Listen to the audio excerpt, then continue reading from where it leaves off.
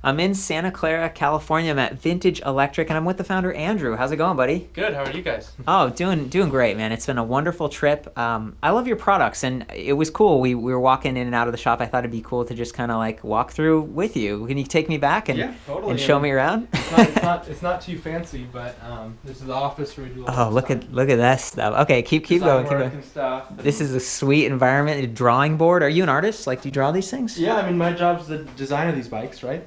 So yeah, we all the sketches go there, and then it goes onto the computer into SolidWorks or whatever. And this is where it's at. This is spectacular. I love how organized and clean the shop is. Yeah, well, we try to keep it as clean as possible. But well, and I asked about this earlier, but tell me about that one right up there. What's the deal? This one that's hanging up there. That's the first bike we built in my parents' garage that kind of started it all. I just wanted a bike for myself, and they built one, and then everybody's like, "Hey, can I get one of those things?" And I was like, "Oh, sure." And I was like, "I really want to build 10 bikes." Now look how many there are. And now we do that every week. So. Oh my gosh, yeah! I'm so glad that the business is going well because you have a unique product. It's different than other electric bikes because it's a little bit more like moped or motorcycle. Almost more powerful. It's faster. Mm-hmm. Where is it popular? Where do people? And it's starting to get more popular in the U.S., but it's been really popular in Indonesia, in Europe, some parts. But yeah. Indonesia's been huge for us. We have a great dealer there. We've gone out there and they're super popular. Yeah, there. Man, surfing. I can imagine just cruising down to the beach or just the beautiful exotic locales. Yeah, and I mean, even in Jakarta, which is like super, the traffic is the worst thing on earth. And yeah. I didn't even think about it, but the biggest selling point for them is the bikes don't get hot when they ride their motorcycles, and it's 110 degrees out and humid. The motorcycles are so hot, and so they love these bikes because they don't get warm. Well, and they don't smell bad, and they're not super noisy. That's part of the beauty of being in a wonderful setting is like, hearing those noises and not. Yeah, totally. Also, I'm a little biased, sensitive totally, that way. Yeah. But tell me about some of these, because I noticed especially this kind of teal one over here. What's going on with these? Yeah, so I mean, these ones a lot of them are customer bikes that came back. Mm-hmm. And we really like to keep all of our bikes on the road for as long as possible. Yeah. So what we did when we came out with our new electronics, our new batteries, we offered it to our customers as an upgrade. Sweet. How awesome is that? Yeah, like reach out and, hey, we've got some upgrades. Yeah, definitely. And so a lot of guys brought their bikes back, and now we're retrofitting them to all the 2016 stuff. And they're stoked because they get the new stuff, and they don't have to put the money out to buy a complete new bike. Wow. And some of these are custom colors, right, that you offer? Yeah. So we do we have our standard colors, and then we do full custom colors. We've matched cars, we've matched handbags. Yeah. Kind of done it all. Oh my gosh, handbags. Sweet. And then this is the bike that we're out there looking at. It's cool to see it up on the stand. See kind of the inverted suspension, just the giant through axles, the big tubes and everything like that. It's just been a pleasure, getting to hang out with you and see behind the scenes a little bit and just how much of this is kind of hand done, like from that first bike and moving forward. You've got a couple models now. So there's the tracker, and then you've got the kind of the cruiser, right? The cruise, yeah. And we'll take a look at both of those. But yeah, the tracker's pretty cool. It's the new 2016. And we just came out with those suspension forks, which are awesome. I'm a fan of that. Yeah. Suspension's nice. Smooths the ride out. Okay, well, I might cut back to the review, but thank you so much. Sounds good, yeah. I'm checking out the 2016 tracker from Vintage Electric, and I'm actually with Andrew, the founder here. How's it going, buddy? Good. So this is a pretty phenomenal bike. Just kind of, looking at it. In fact, I'm going to ask you to step aside, get the shadow, because I want to just present the clean lines, and it's really a beautiful machine. And I love the fender. I love the colors. So it sounds like you've got gray, and then there's this sort of like British racing green, something that's almost like a royal blue, and then this Indian red. Just those colors with the frame design, which is all hydroformed aluminum. It's actually really lightweight. I was holding one earlier. It's brilliant, and some of these extra attention to detail, like this sort of bent in portion of the fender so the chain can go by. This is a single speed electric bike, and it's about 78 pounds. We were weighing it earlier, so that's a lot of weight, but what you get with it is an incredibly powerful motor and battery system. Andrew, can you tell me what's the nominal and then peak watt rating on the motor? So in the 20 mile per hour mode, it's 750 watts. To be legal, and that's the thing. I love your feedback, because in the US, 750 watt max, 20 mile per hour with throttle mode. But the 750 watt nominal, and it can peak in the street mode to 1800 watts. Okay. Wow. Yeah. And then in race mode, it's 3000 watts, but really when you're full throttle, it's doing about 2800 to 2600 watts. Okay, so powerful, and this is a crystal light. like gearless direct drive motor, and it even offers regeneration. So that's what this button is right here. I noticed that when you get to those higher speeds, you hit regen and it's just, it's kind of this smooth, slower stop. And that's because they don't want to overpower the battery. You know, that can stress the cells if you do too much. As you get slower, it really kicks in. Thankfully, the brakes have really been improved. The last time I looked at this bike, I was like, man, there's a lot of weight here. You're going fast. You need big brakes. And now we've got the Shimano Alpine hydraulic disc brakes, 203 millimeter, huge rotor in the front, 180 in the rear. So that is great. The version we're looking at right now does not have motor inhibitors in there, but what I've noticed is that, you know, throttle mode is the default for this bike. So you let go of the throttle, it springs back, just kind of clicks like that. One option they've got now, however, is pedal assist. And they're kind of experimenting with like a speed pedelec mode, and this sensor that they've got on there right now, I think it's got like 6 magnets, but there's room enough for 12. We might see that in the future. Just neat to see that as an option. And the gearing on this one's a little bit higher so that you could keep up, that you can kind of pedal and get a little bit of a workout. The way it's configured right now, you know, look, the saddle's really low. My legs were kind of bent up, and I was sitting on it more like a motorcycle. I think a lot of people would probably approach it that way. There are a couple of other things about this specific, you know, product that we're looking at right here that are not stock. So the cadence sensor would be sort of an upgrade. How much is that, Andrew? I believe it's $140 for the pedal $140, assist, okay. yeah. And then I love the suspension for it. That's one of my favorite new options. It sounds like this is $1,100 to get this inverted, super oversized. We've got this enormous through axle up front, so really just solid. The bike rides great. I've been cruising around at high speed, like silent high speed, and I pulled the pin out. This is an optional kind of like speed key right here. Before it was kind of like a fuse. Now it's a special metal connector bit that sort of must connect a circuit.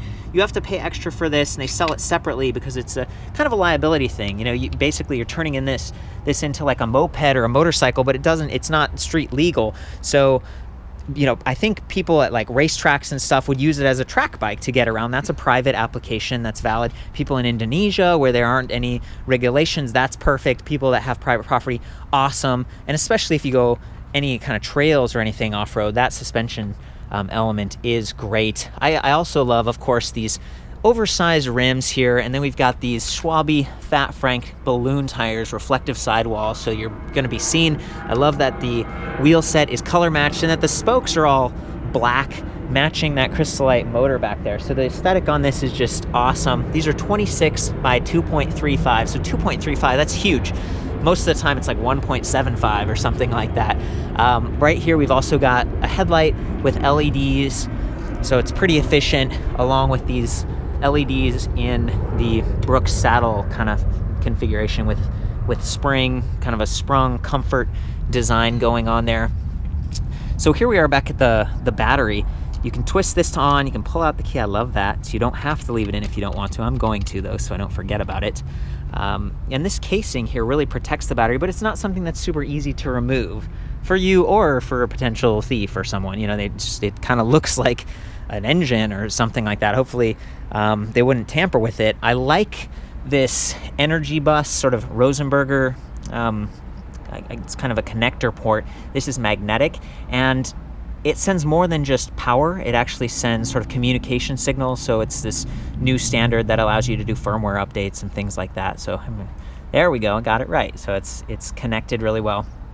But while we're back here at the drivetrain, one of the benefits of having a single speed is that this is more like bulletproof. It's a stronger, less maintenance required sort of a setup. And I also wanted to say, you know, the hydroformed aluminum, check this out, stainless steel plated, kind of like a dropout, and that's to handle the higher torque and power of a motor this big. That's an upgrade, something that they were working on. How much is that speed pin while we're on the subject? I believe it's $149. $149. Okay, yep. So a few little upgrades. You can see the lights on now, so anytime that the bike is switched on with the key, you get the lights, and that's a good kind of a safety feature.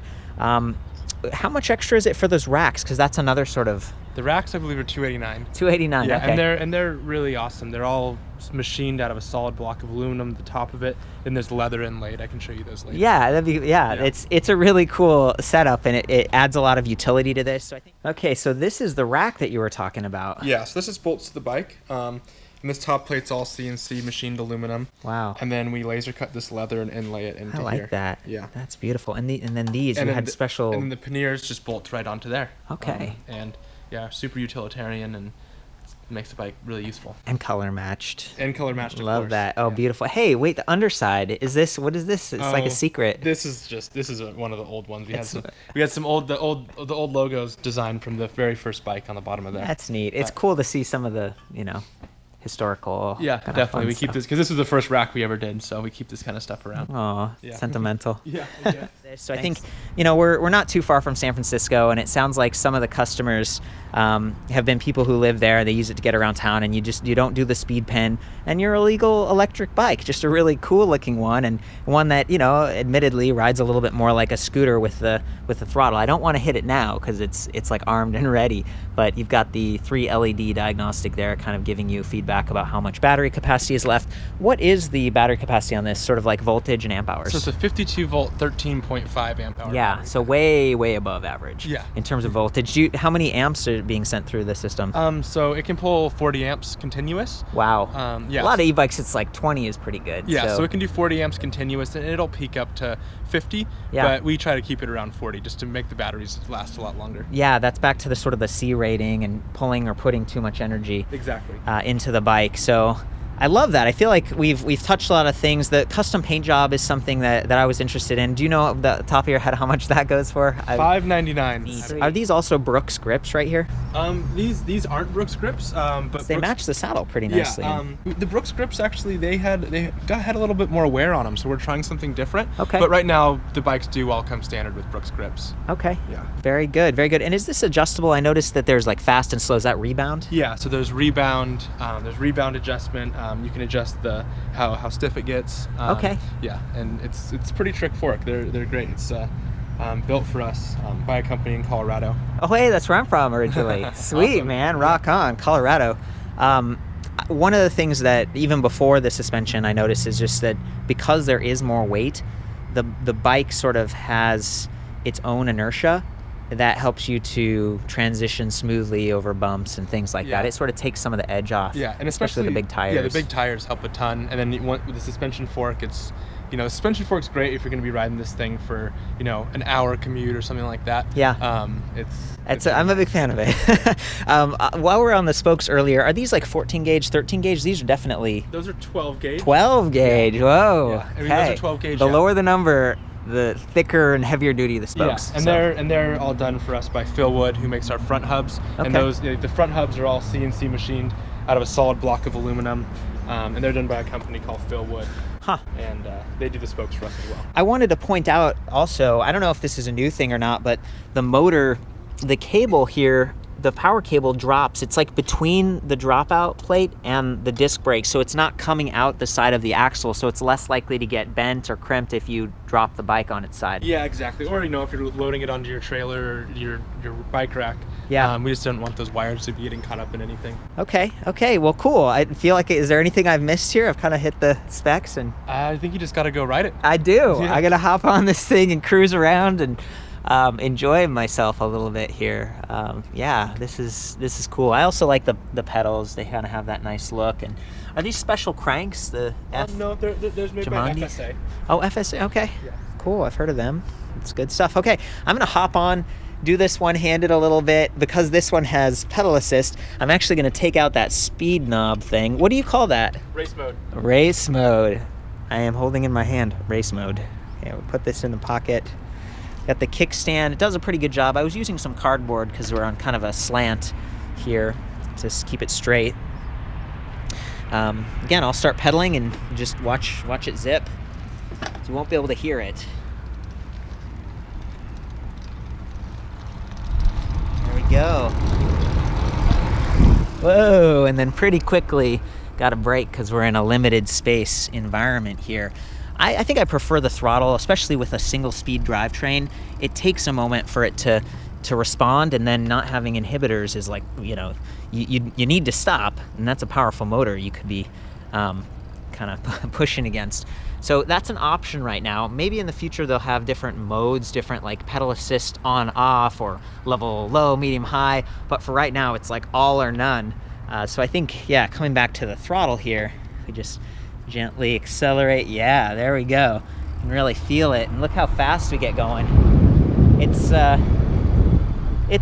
a rush. Like, this is definitely one of the, if not the most powerful e-bikes I've tried, and just the weight of the frame. You know, I got my motorcycle license recently, and just kind of managing this, holding it, takes a little bit more effort. And I think it just comes in this one size. So the high step, you can see my inseam is just getting close, but I can handle it pretty well. And this was my foot position. See, if I'm actually pedaling, how high they come when you have the seat low like this. So I think a lot of it is, you know, you're kind of sitting here and you're riding a little bit more like a motorcycle.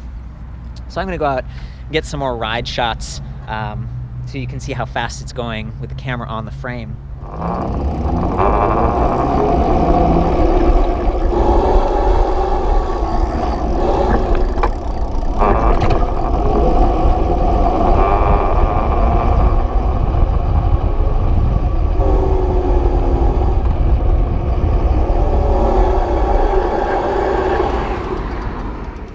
One of the things I pointed out on my first Trekker review was they have these leather bumpers so that you don't mar the frame, and I love that. And then here are the wires. You can kind of see they've got quick disconnects there, so you could replace if there's an accident or something gets damaged. The wiring comes down here and then runs to the back, and you know, there's some wires here kind of sticking out. They haven't run them through the tube completely, but when you're kind of up here, they disappear a little bit, and I've worked with those connectors before, and I think they're pretty water resistant.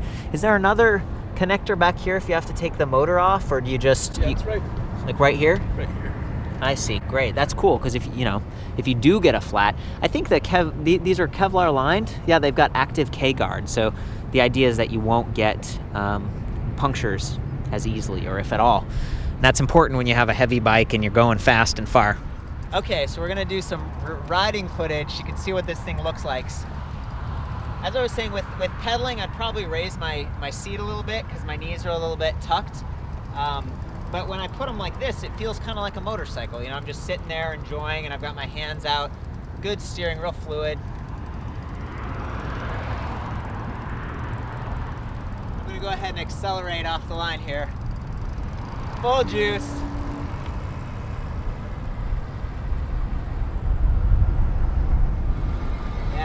Those brakes do a great job. I'm definitely liking that upgrade.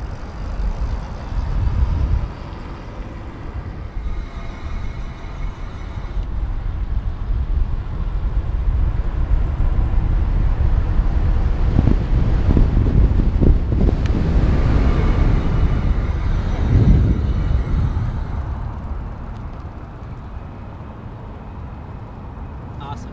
Thanks, man. Yeah. So I think that is about it. That is the Vintage Electric e-Tracker. Really cool bike. Just a lot of fun, something unique, you know, and a little bit more niche. It's easy to appreciate. Definitely costs some more money, especially when you start to add those different options, pedal assist, racks, and color matching, the suspension fork. But I do love the suspension fork.